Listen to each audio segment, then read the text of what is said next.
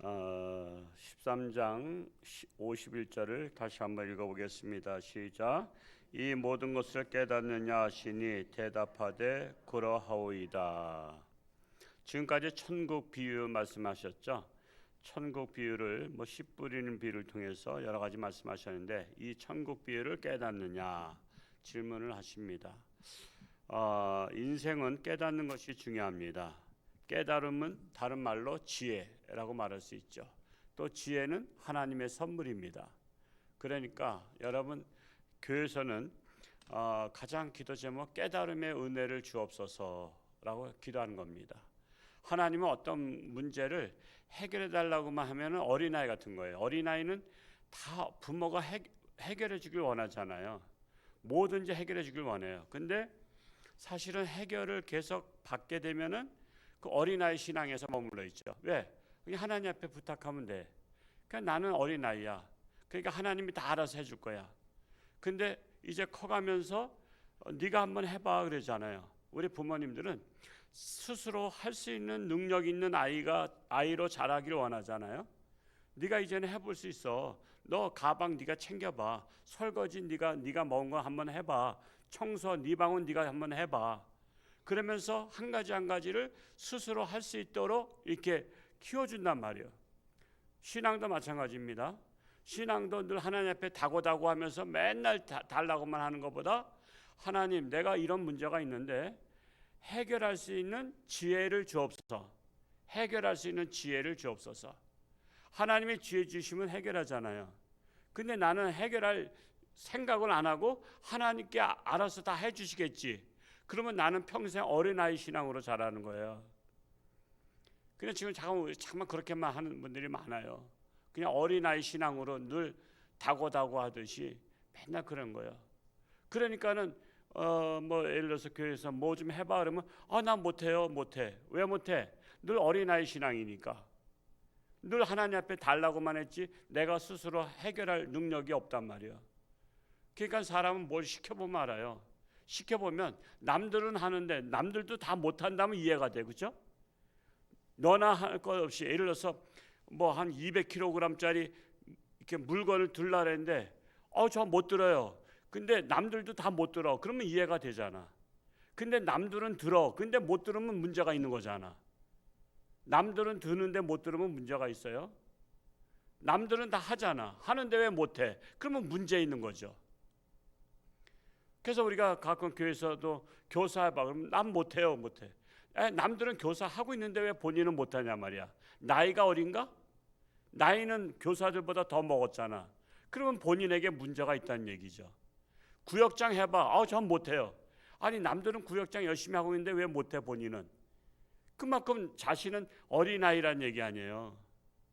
회장, 전 회장을 한다 해라 그러면 전 교회 옮겨요. 그런 분들도 없잖아. 있잖아요. 회장 시키면 교회 옮기겠다는 거야. 그러면 남들은 회장 열심히 하는데 본인은 뭐야? 어린아이지.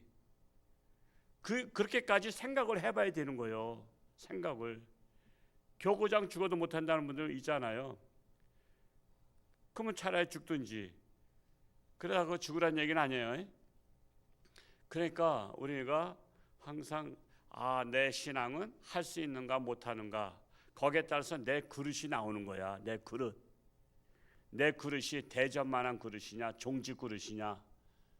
우리는 그래서 마음의 지경을 넓혀서 우리가 그릇이 점점 키워나가야 되는 거예요. 마음의 그릇은 하나님의 말씀으로 계속 자랍니다. 우리가 곡식이 자라듯이 비가 오고 나면 쑥쑥 자라잖아요. 그것처럼 하나님의 깨달음을 받으면 이 마음의 그릇도 쑥쑥 자라. 그러면은 마음의 지경도 넓어지고 이 사람도 받아들이고 저 사람도 받아들이고 그러면서 포용력도 넓어져. 포용력도. 그래서 우리는 깨달음이 중요합니다. 지혜는 하나님의 선물인데 은사 중에 가장 귀한 은사가 깨달음의 은사입니다. 그래서 지혜의 은사가 중요하다. 하나님의 진리를 깨달으면 천국 가는 거잖아요. 근데 하나님의 진리를 깨닫지 못하면 지옥 가는 거잖아요. 지옥은 누가 가는 거예요? 나쁜 짓 하는 사람이 가는 게 아니라 하나님의 깨달음이 없는 사람이 지옥 가는 겁니다. 왜 우상에 빠지죠? 깨달음이 없으니까 우상에 빠지죠. 왜 이단에 빠져요? 깨달음이 없으니까 이단에 빠지는 겁니다. 왜 세상에 빠지죠? 깨달음이 없으면 세상에 빠지는 거예요. 그래서 자기를 망가뜨리는 거예요. 지금 오늘날 우리나라가 세상에 빠져가지고 우리나라가 대체적으로 이단에 빠지거나 우상에 빠지거나 세상에 빠져. 지금 젊은 애들이 지금 마약하는 애들이 엄청 많대요. 이거 조심해야 돼요. 우리 자녀들. 지금 마약이 엄청 퍼져 있대요. 지금 여러분 그 중국의 역사에 보면 아편 전쟁이라는 거 있잖아요. 아편 전쟁. 영국에서 아편을 갖다가 막 파는 거예요. 처음에는 그냥 줬어요. 걔가 공짜 바라면 안 돼. 공짜. 그냥 공짜로 주니까 길거리에서 막 나눠주는 거예요. 껌처럼 만들어가지고 주니까 무슨 사탕인 줄 알고 껌인 줄 알고 막 받아 먹다 보니까 나중에 중독됐어. 중독되고 나서부터는 안 팔어. 그때부터는 사 먹으라 이거야. 오죽하면은 아편 너희들 그렇게 우리 팔지 마라. 아편 주지 마라. 근데도 그래서 아편 주니까 그래서 전쟁 역사가 아편 전쟁이야. 아편 전쟁에서 중국은 옛날식의 칼로다가 싸우는 거고 영국은 대포 가지고 싸우니까 졌잖아. 그래서 진 대가로다가 홍콩을 영국에 줬던 거 아니야. 홍콩을 99년 동안 그 홍콩을 영국에다가 소유권을 다 했었잖아요. 99년 만에 넘겨줬지만 그게 아편 전쟁이라고.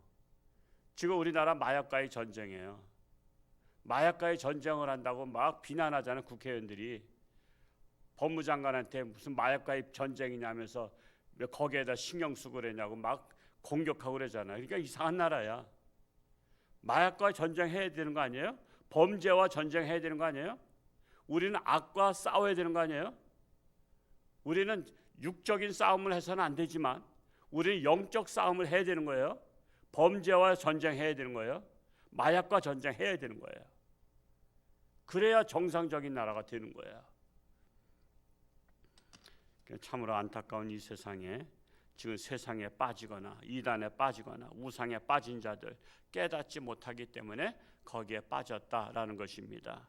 52절을 같이 읽어보겠습니다. 시작.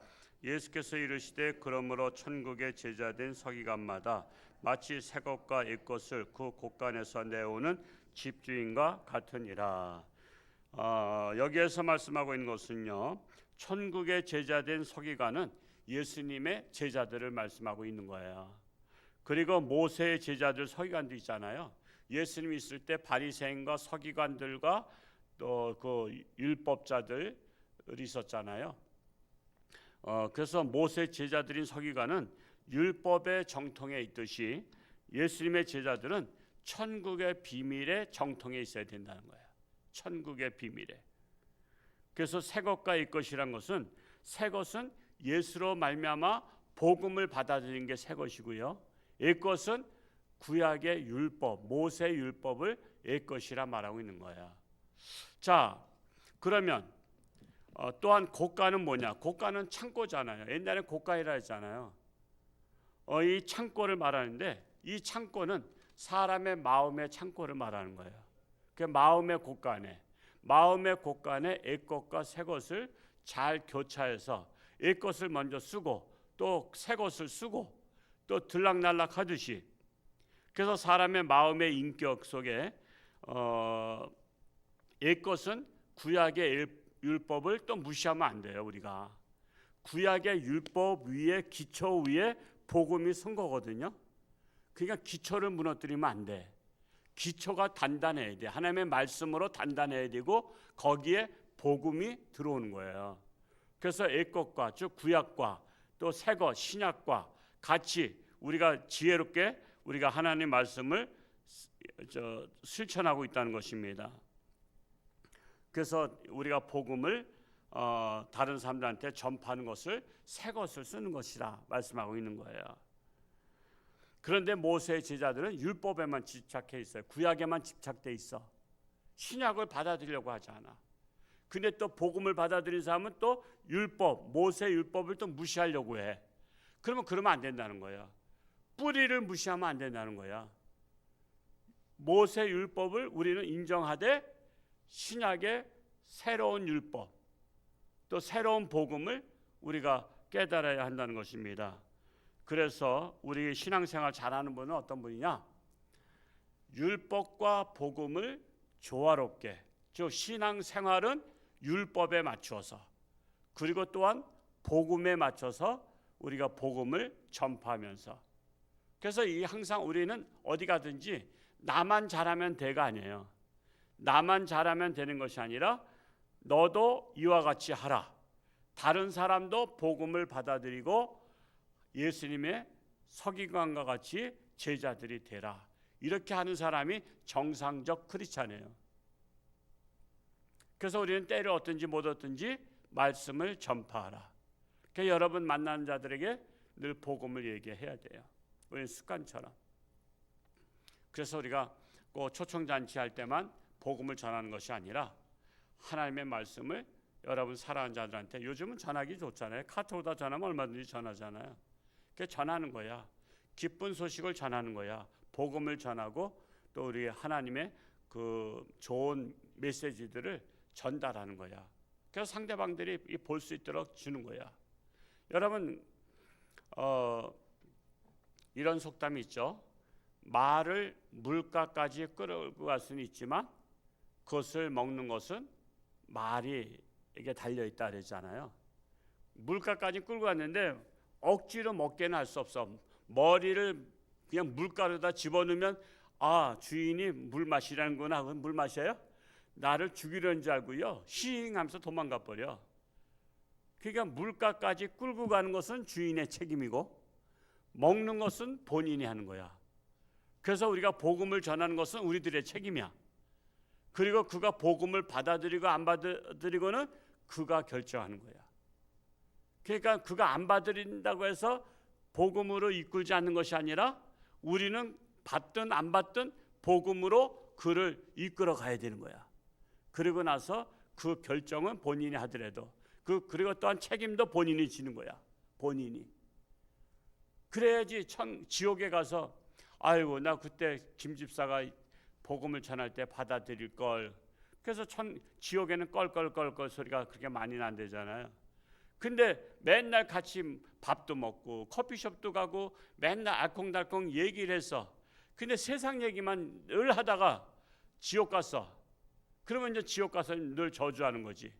아이 그때 김 집사 말이야, 늘 나하고 밥 먹고 놀러 다니면서 한 번도 복음을 나한테 교회 가자 소리 한 번도 안 했다고, 복음을 받아들여 한 번도 안 했다고. 그 나쁜 녀 그러잖아요.